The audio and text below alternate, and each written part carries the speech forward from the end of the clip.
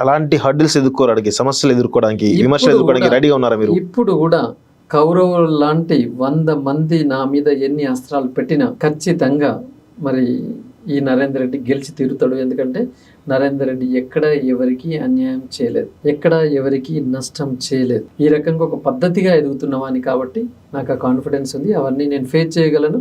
ముఖ్యంగా నా పిల్లలు చాలా స్ప్రెడ్ అయి ఉన్నారు. నా తల్లిదండ్రులకు, పిల్లలకు నా నిజాయితీ, నా క్రమశిక్షణ ఇవన్నీ కూడా వాళ్ళందరూ తెలుసు. ఎందుకంటే నన్ను పూర్తిగా క్లీన్ చిట్, ఒక వైట్ పేపర్గా వాళ్ళు చూస్తూనే ఉన్నారు నా లైఫ్ అంతా కూడా. అంటే మీ స్టూడెంట్స్ దాదాపు కొన్ని లక్షల మంది మీ విద్యాసంస్థ చదువుకున్నారు. సో వాళ్ళందరినీ డిపెండ్ అయ్యే ఈరోజు మీరు పోటీ చేస్తారు అనుకోవచ్చా? డెఫినెట్లీ. మరి నా పూర్వ విద్యార్థులే నాకు బలం. ఎందుకంటే నా లైఫ్ ను సాక్రిఫైస్ చేసింది నా పిల్లల గురించి. వాళ్ళని మా ఏ బ్యాచ్ పిల్లవాడిని అడిగినా నరేందర్ రెడ్డి సార్ ఎలా ఉంటాడు అంటే వాళ్ళు చెప్తారు. ఇదే టైంలో even at this time 10 PM 11 PM కూడా నేను పిల్లలు కూర్చోబెట్టించి మినిట్స్ టుగెదర్ మోటివేట్ చేస్తేవానండి. ఏ చైర్మన్ అండి, కార్పొరేట్ అనడం ఈజీ, విమర్శించడం ఈజీ. పొద్దున లేచి నుంచి రాత్రి 10-11 వరకు పిల్లలకే డెడికేట్ అయి చేసిన కరెస్పాండెంట్స్ ఎంతమంది ఉంటారండి?